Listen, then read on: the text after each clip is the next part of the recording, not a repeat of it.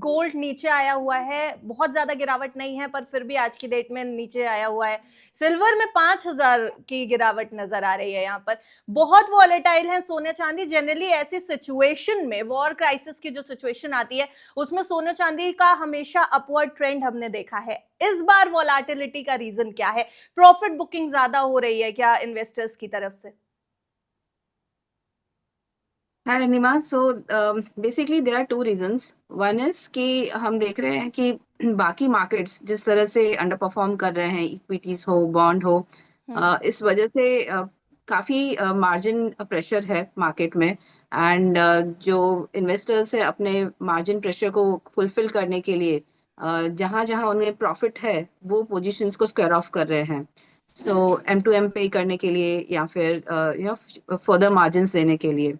सो आई हम्म। Think सबसे बड़ा problem वही हुआ है इस बार गोल्ड एंड सिल्वर में कि पिछले साल इतना अच्छा परफॉर्मेंस होने के बाद, इस साल भी इतना अच्छा रिटर्न्स देने के बाद वो प्रॉफिट बुकिंग इसीलिए आ रही है, चाहे वो ईटीएफ्स हो या फिर दूसरे फंड्स हो, क्योंकि लोग अपना जो पैसा है वो सुरक्षित रखना चाहते हैं, लॉसेस को कवर करना चाहते हैं।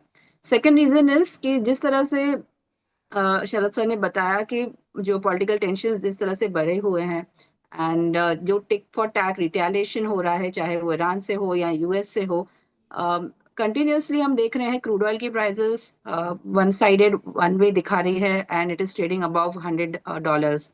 एंड उसके साथ साथ हम देख रहे हैं कि डॉलर इंडेक्स जो है वो भी 4 मंथ हाई पर आ चुका है, that is also cross the level of 100, जो ऑलमोस्ट 4 से 5% बढ़ चुका है पिछले 15-20 दिनों में, जब से ये वॉर स्टार्ट हुआ है। So rising dollar index, rising crude oil prices, and उसके साथ साथ हम देख रहे हैं कि यूएस की ट्रेजरी यील्ड्स, जो लॉन्ग टर्म ट्रेजरी यील्ड्स है, 10 year treasury yields, 30 year treasury yields, उसमें भी काफी अच्छा मोमेंटम आते हुए दिखा है। 25 to 30 बेसिस पॉइंट्स वो भी बढ़ चुकी है। The hmm. Reason is crude बढ़ रहा है, इन्फ्लेशन बढ़ेगा आगे चल के, एंड इंटरेस्ट रेट कट्स की जो एक्सपेक्टेशंस थी वो घट रही है। From 3 to 4 rate cuts that were expected earlier, अभी मार्केट सिर्फ यही एक्सपेक्ट कर रहा है there could be one rate cut, that too in सितंबर। तो रेट कट्स जो कम हो रहे हैं उसकी expectations, so that is the one other reason जिसकी वजह से हम देख रहे हैं गोल्ड एंड सिल्वर में थोड़ा परफॉर्मेंस डल है in short term. But I think ये एक शॉर्ट टर्म फिनोमिना है। मीडियम टू लॉन्ग टर्म मुझे अभी भी लग रहा है जो मार्केट में अभी ये रिस्क ऑफ सेंटीमेंट आया हुआ है, इस वजह से थोड़ी बहुत प्रॉफिट बुकिंग दिख रही है। बट आई वुड से जो ये लेवल्स हैं, $5,000 जो ट्रेड कर रहा है गोल्ड, यहाँ पे सस्टेन नहीं करता है तो ये शॉर्ट टर्म में it can go down to $4,800। But I think that would be a very good level जहाँ पे लॉन्ग टर्म इन्वेस्टमेंट किया जा सकता है, जो वेट कर रहे थे, हम्म। जिन्हें फोमो फियर था। सो स्टैगर्ड बाइंग स्टार्ट की जा सकती है from this levels. So I think यहाँ से थोड़ा बहुत डाउन साइड है। 1,50,000 के आसपास आपको गोल्ड अगर मिलता है, so that would be table thumping buy for short term, जो बाय करना चाहते थे, वेट कर रहे थे। हम्म। एंड मुझे लग रहा है 2 से 3 साल यहाँ पे लॉन्ग टर्म अभी भी व्यू पॉजिटिव है। जब तक ट्रम्प पावर में है तब तक मुझे लगता है अनसर्टेनिटीज मार्केट में बनी रहेगी, चाहे वो जियो पॉलिटिकल अनसर्टेनिटीज हो या टैरिफ की अनसर्टेनिटी हो या फिर कुछ और। एक चीज खत्म होगी, कुछ और आ जाएगा। So you should use such levels as the buying opportunity both for gold and silver. Investors क्या करें सेगमेंट में? आपसे दो सवाल, आउटलुक और स्ट्रैटेजी, दोनों के ऊपर आपसे सवाल करूंगी। सबसे पहला सवाल रेनिशा, कैसा लग रहा है आउटलुक गोल्ड और सिल्वर का नियर फ्यूचर में? शॉर्ट और लॉन्ग टर्म दोनों जानना चाहती हूँ, और स्ट्रैटेजी कैसे रखनी है हमें सिल्वर और गोल्ड में, दोनों में। मुझे लग रहा है कि गोल्ड ने अगर $5,000 सस्टेन नहीं किया तो it can go down to $4,800, hmm. जो इंडियन प्राइसेस में ऑलमोस्ट 1,50,000 से 1,52,000 तक की लेवल रहेगी।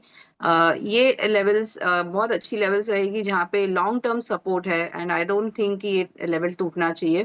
तो शॉर्ट टर्म में थोड़ा बहुत मुझे यस जो अंडरटोन है थोड़ा सा बेरिश लग रहा है, and prices could be vulnerable to fall somewhat.